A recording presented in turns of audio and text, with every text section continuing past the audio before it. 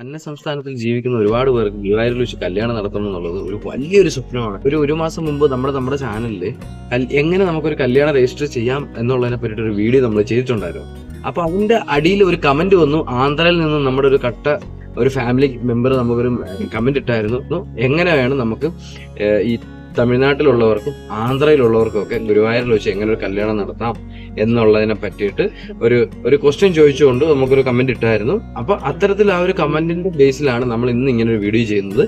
എങ്ങനെയാണ് കേരളത്തിന് പുറത്തുള്ള സംസ്ഥാനക്കാർക്ക് ഗുരുവായൂരിൽ വെച്ചൊരു കല്യാണം നടത്താൻ പറ്റുകയെന്നും അതിന്റെ ലീഗലായിട്ടുള്ള എങ്ങനെയാണ് അതിന്റെ പ്രിപ്പറേഷൻസ് എന്നൊക്കെ ഉള്ളത് രജിസ്ട്രേഷൻ ഉൾപ്പെടെ ചേർത്തിട്ടാണ് ഒരു വീഡിയോ ആണിത്.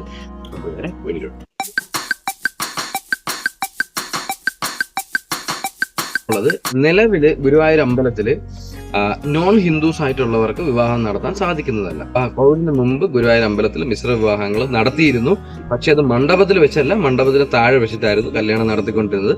പക്ഷെ നിലവില് ഹിന്ദുസിന് മാത്രമാണ് ഗുരുവായൂരിൽ വെച്ചിട്ട് വിവാഹം കഴിക്കാൻ സാധിക്കുന്നത്. ആ ഒരു കാര്യം കൂടി ഓർമ്മിപ്പിക്കുന്നു. അപ്പൊ ഗുരുവായൂരിൽ വെച്ചിട്ട് കല്യാണം നടത്താനായിട്ട് ആദ്യമേ നമുക്കൊരു ബുക്കിംഗ് വേണം, വിവാഹ ബുക്കിംഗ് വേണം. അതിനായിട്ട് നമുക്ക് ഓൺലൈനായിട്ടും ചെയ്യാൻ പറ്റും, നമുക്ക് ഓഫ്ലൈനായിട്ടും ബുക്കിംഗ് ചെയ്യാൻ പറ്റും. അപ്പൊ ഇനി ഓൺലൈനായിട്ട് എങ്ങനെ ചെയ്യാമെന്ന് നോക്കാം. ഓൺലൈനായിട്ട് നമുക്ക് 2 ഓപ്ഷനാണുള്ളത്. ഒന്ന്, പ്ലേ സ്റ്റോറിൽ ഒരു ആപ്ലിക്കേഷൻ ഉണ്ട്, ഗുരുവായൂരപ്പൻ ആപ്ലിക്കേഷൻ. അതുവഴി അത് ഡൗൺലോഡ് ചെയ്തിട്ട് നമുക്ക് മാരേജ് ബുക്ക് ചെയ്യാവുന്നതാണ്. രണ്ടാമത് www.guruvayurdevasan.in എന്ന് പറയുന്ന വെബ്സൈറ്റ് വഴി നമുക്ക് ഗുരുവായൂരിൽ കല്യാണം നമുക്ക് ബുക്കിംഗ് ചെയ്യാൻ പറ്റും. ഇനി കല്യാണം ബുക്ക് ചെയ്യുന്നവരുടെ പ്രധാനപ്പെട്ട ശ്രദ്ധയിലേക്ക് ഒരു കാര്യം പറയുകയാണ്. കല്യാണ ഡേറ്റിൽ നിന്ന് ഒരു 30 ദിവസം മുമ്പ് മാത്രമേ നിങ്ങൾക്ക് വിവാഹത്തിന് ബുക്ക് ചെയ്യാൻ പറ്റത്തുള്ളൂ. ഇപ്പം നവംബർ 1-നാണ് കല്യാണം എന്നുണ്ടെങ്കിൽ നിങ്ങൾക്ക് ഒരു ഒക്ടോബർ 1 തൊട്ട് മാത്രമേ നിങ്ങൾക്ക് ബുക്ക് ചെയ്യാൻ പറ്റത്തുള്ളൂ. നിങ്ങൾക്ക് വിവാഹ ദിവസത്തിന് 30 ദിവസം മുമ്പ് മുതൽ 3 മണിക്കൂർ മുന്നേ വരെ നിങ്ങൾക്ക് വിവാഹം ബുക്ക് ചെയ്യാവുന്നതാണ്. അപ്പൊ ഈ 3 മണിക്കൂർ മുമ്പ് വരെ നിങ്ങൾക്ക് കല്യാണം ബുക്ക് ചെയ്യാമെന്ന് ഞാൻ പറഞ്ഞതിന്റെ ഒരു പ്രധാനപ്പെട്ട കാര്യം, സ്ലോട്ട് അവൈലബിലിറ്റി ഉണ്ടെങ്കിൽ മാത്രമായിരിക്കും നിങ്ങൾക്ക് അന്ന് കല്യാണം നടത്താൻ സാധിക്കുക. അപ്പോൾ കഴിവതും ഒരു കല്യാണ ഡേറ്റിന് ഒരു 30 ദിവസം മുന്നേ തന്നെ ബുക്ക് ചെയ്തിടാനായിട്ട് ശ്രമിക്കുക.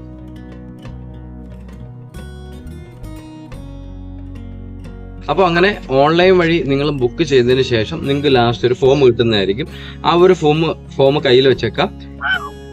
കല്യാണത്തിന്റെ ദിവസം അമ്പലത്തിലേക്ക് വന്ന് അമ്പലത്തിൽ മാരേജ് കൗണ്ടർ ഉണ്ടാവും. ആ മാരേജ് കൗണ്ടറിൽ ഈ റെസിപ്റ്റ് കൊടുത്തു കഴിഞ്ഞാൽ അവിടെ നിന്ന് ഒരു ടോക്കൺ നിങ്ങൾക്ക് കിട്ടുന്നതായിരിക്കും.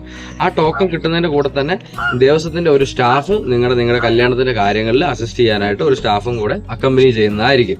ഇനി മറ്റൊരു കാര്യം പറയാനുള്ളത്, നിങ്ങൾക്ക് നിങ്ങളുടെ കല്യാണത്തിന്റെ താലി പൂജിക്കണമെന്നുണ്ടെങ്കിൽ എക്സ്ട്രാ ഒരു 100 രൂപ കൊടുത്തിട്ടുണ്ടെങ്കിൽ നിങ്ങൾക്ക് ഭഗവാന്റെ മുമ്പിൽ നിന്ന് നിങ്ങൾക്ക് ആ താലി പൂജിച്ച് വാങ്ങിക്കാവുന്നതാണ്. ഗുരുവായൂരിൽ വെച്ച് നടക്കുന്ന ഒട്ടുമിക്ക കല്യാണങ്ങളിലും താലിചാർത്താണ് മെയിനായിട്ട് കല്യാണത്തിൽ അവർ ഉദ്ദേശിക്കുന്നത്. താലിചാർത്തലും മാല ചാർത്തലുമാണ് അവിടെ നടക്കുന്നത്. ബാക്കി പൂജ കാര്യങ്ങളൊക്കെ നിങ്ങൾ സെപ്പറേറ്റ് ഒരു ഓഡിറ്റോറിയം എടുത്തിട്ട് വേണം ചെയ്യാനായിട്ട്. അപ്പൊ ഇനി മറ്റൊരു കാര്യം, ഡ്രസ് കോഡാണ്. വിവാഹത്തെ സംബന്ധിച്ച് ഡ്രസ് കോഡ് വളരെ ഇമ്പോർട്ടന്റ് ആണ്. പ്രത്യേകിച്ച് ഗുരുവായൂർ അമ്പലത്തിൽ ഒരു സ്ട്രിക്റ്റ് ആയിട്ടുള്ള ഒരു ഡ്രസ് കോഡ് അവർ ഫോളോ ചെയ്യുന്നുണ്ട്. വധുവിന് ഒരു സാരിയാണ്. വധുവിന് ആ സാരിയിൽ ഡിഫറൻറ്റ് എന്ത് വേരിയേഷൻ ഉണ്ടെങ്കിലും അതൊരു പ്രോബ്ലം അല്ല. വധുവിന് സാരിയാണ് ഡ്രസ്സ് ഉള്ളത്.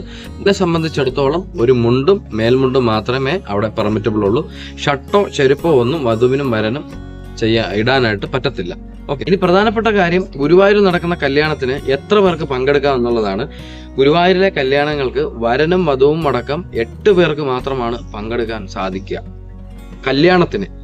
കല്യാണത്തിന്റെ ഫംഗ്ഷന് എത്ര പേർക്ക് വേണമെങ്കിലും പങ്കെടുക്കാം. ആ ഫംഗ്ഷൻ എന്ന് പറയുന്നത് മണ്ഡപത്തിൽ വെച്ച് നടക്കുന്നതല്ല, ഗുരുവായൂർ അമ്പലത്തിന്റെ തൊട്ടടുത്തുള്ള ഓഡിറ്റോറിയത്തിൽ വെച്ച് നടക്കുന്ന പൂജാ ചടങ്ങുകൾക്ക് എത്ര പേർക്ക് വേണമെങ്കിലും പങ്കെടുക്കാം. പക്ഷേ ഗുരുവായൂരിലെ മണ്ഡപത്തിൽ വെച്ച് നടക്കുന്ന കല്യാണത്തിന് 8 പേർക്ക് പങ്കെടുക്കാൻ സാധിക്കുക. വിവാഹശേഷം വരനും വധുവിനും ക്ഷേത്രത്തിനകത്ത് പ്രവേശിച്ചുകൊണ്ട് ഭഗവാനെ ദർശിക്കാൻ സാധിക്കുന്നതല്ല. അവിടുത്തെ ചിട്ട എങ്ങനെയാണ് കഴിഞ്ഞാൽ ഉടനെ തന്നെ നിങ്ങൾക്ക് വിവാഹം രജിസ്റ്റർ ചെയ്യാനുള്ള പ്രൊസീജിയേഴ്സ് നിങ്ങൾക്ക് സ്റ്റാർട്ട് ചെയ്യാവുന്നതാണ്. അതിനായിട്ട് ക്ഷേത്രത്തിന്റെ ഇടതുവശത്തായിട്ട്, ക്ഷേത്രത്തിലേക്ക് എൻട്രി ചെയ്യുന്ന മെയിൻ വഴിയുടെ ഇടതുവശത്തായിട്ട് ഒരു മാരേജിന്റെ ഒരു ഓഫീസുണ്ട്. ഞാനിവിടെ ഫോട്ടോ കാണിക്കാം നിങ്ങൾക്ക് ഒരു എളുപ്പത്തിന് വേണ്ടിയിട്ട്. ആ ഒരു ഓഫീസിലേക്ക് പോയിട്ട് കൃത്യമായ ഡോക്യുമെന്റ്സ് കൊടുത്തുകൊണ്ട് നിങ്ങൾക്ക് വിവാഹം രജിസ്റ്റർ ചെയ്യാവുന്നതാണ്. അതിനായിട്ടുള്ള എന്തൊക്കെയാണ് ഡോക്യുമെന്റ്സ് വേണ്ടതെന്നുള്ളത് നമുക്ക് നോക്കാം. സ്ക്രീനിൽ കാണുന്ന ഡോക്യുമെന്റ്സ് ഉപയോഗിച്ചുകൊണ്ട് നിങ്ങൾക്ക് മാരേജ് ഓഫീസിൽ പോയി കഴിഞ്ഞാൽ നിങ്ങൾക്ക് നിങ്ങളുടെ വിവാഹം രജിസ്റ്റർ ചെയ്യാം. നിങ്ങളുടെ വിവാഹം ഗുരുവായൂരിൽ നടക്കുന്നതുകൊണ്ട് തന്നെ നിങ്ങളുടെ ഗുരുവായൂർ മുനിസിപ്പാലിറ്റിയിലായിരിക്കും നിങ്ങളുടെ വിവാഹം രജിസ്റ്റർ ചെയ്യപ്പെടുക. അപ്പൊ ഇതുവരെ പറഞ്ഞ എല്ലാ കാര്യങ്ങളും നിങ്ങൾക്ക് വ്യക്തമായെന്ന് വിശ്വസിക്കുന്നു. ഈ കല്യാണവുമായി ബന്ധപ്പെട്ട് മറ്റ് ചടങ്ങുകളെല്ലാം തന്നെ നിങ്ങൾക്ക് ക്ഷേത്ര മൈതാനിക്ക് സമീപത്തുള്ള ഓഡിറ്റോറിയം ബുക്ക് ചെയ്തുകൊണ്ട് അവിടെ നടത്താവുന്നതാണ്. ഗുരുവായിട്ടുള്ള ചടങ്ങ്, നിങ്ങളുടെ ഫോട്ടോഗ്രാഫി, വീഡിയോഗ്രാഫി, കാറ്ററിങ്, ഡെക്കറേഷൻസ് ഇത്രയും തന്നെ നിങ്ങൾക്ക് ഈ ഒരു ഓഡിറ്റോറിയത്തിൽ നടത്താം. പ്ലസ് ഒരു കല്യാണത്തിന് 8 പേരായിരുന്നുണ്ടെങ്കിൽ കൂടുതൽ പേരെ നിങ്ങൾക്ക് ചടങ്ങിന്റെ ഈ ഒരു ഓഡിറ്റോറിയത്തിൽ നിങ്ങൾക്ക് കൊണ്ടുവരാവുന്നതാണ്. അതിന് യാതൊരുവിധ ലിമിറ്റോ കാര്യങ്ങളൊന്നുമില്ല. പിന്നെ സ്ഥാനത്ത് നിന്നും കല്യാണം നടത്താനായിട്ട് ഗുരുവായൂരിലേക്ക് എത്തുമ്പോൾ ഒരുപാട് പേരെ നമുക്ക് അക്കോമഡേറ്റ് ചെയ്യേണ്ടതുണ്ട്, കൊണ്ടുവരേണ്ടത്, താമസിപ്പിക്കേണ്ടതുണ്ട്. അപ്പോൾ അതിനായിട്ടൊക്കെ തന്നെ ചുറ്റിനും അക്കോമഡേഷൻ ഫെസിലിറ്റികളും ഉണ്ട്. നിങ്ങൾക്ക് കോർഡിനേറ്റ് ചെയ്യാൻ പറ്റുന്നില്ല എന്നുണ്ടെങ്കിൽ ഗുരുവായൂർ ക്ഷേത്രവുമായി ബന്ധപ്പെട്ട് ഒരുപാട് ഇവന്റ് മാനേജ്മെന്റ് ടീമുകൾ പ്രവർത്തിക്കുന്നുണ്ട്. അത്തരം ഗുരുവായൂർ ദേവസ്വത്തിന്റെ സൈറ്റിൽ കയറി നിങ്ങളുടെ കല്യാണം ബുക്ക് ചെയ്ത് കഴിഞ്ഞാൽ നിങ്ങൾക്ക് ഇത്തരത്തിലുള്ള ഇവന്റ് മാനേജ്മെന്റ് ടീമുകളെ ബന്ധപ്പെട്ട് കഴിഞ്ഞ് കഴിഞ്ഞാൽ നിങ്ങൾ എത്ര പേര് വരുന്നുണ്ട്, അവർക്കൊക്കെ ഉള്ള താമസം, അത്രയും പേർക്കുള്ള സദ്യ, ഡെക്കറേഷൻ, വീഡിയോഗ്രാഫി, ഫോട്ടോഗ്രാഫി, നിങ്ങൾക്ക് കാർ വേണമെങ്കിൽ അങ്ങനെ അത്തരത്തിലുള്ള എല്ലാ ഫെസിലിറ്റീസും പ്രൊവൈഡ് ചെയ്യുന്ന ടീമുകൾ ഗുരുവായൂർ കേന്ദ്രീകരിച്ച് പ്രവർത്തിക്കുന്നുണ്ട്. അപ്പോൾ ടീമിനെ കോൺടാക്ട് ചെയ്തിട്ടുണ്ടെങ്കിൽ നിങ്ങൾക്ക് വളരെ ഹസിൽ ഫ്രീ ആയിട്ട് നിങ്ങൾക്ക് ഗുരുവായൂർ നിങ്ങൾക്ക് കല്യാണം കഴിച്ച് തിരിച്ച് മടങ്ങി പോകാം. ഇന്നത്തെ വീഡിയോ ഇവിടെ വെച്ച് അവസാനിപ്പിക്കുകയാണ്. ഈ ഒരു വീഡിയോ നിങ്ങൾക്ക് ഇഷ്ടപ്പെടുന്നുണ്ടെങ്കിൽ ഈ വീഡിയോ മറ്റുള്ളവരിലേക്ക് ഷെയർ ചെയ്ത് കൊടുക്കുക. നമ്മുടെ ചാനൽ സബ്സ്ക്രൈബ് ചെയ്യാൻ മറക്കരുത്. വീഡിയോ ഇഷ്ടപ്പെട്ടു കഴിഞ്ഞാൽ കമന്റും കൂടി ചെയ്തേക്കുക. മറ്റൊരു വീഡിയോ കാണുന്നവരേക്കും ബൈ.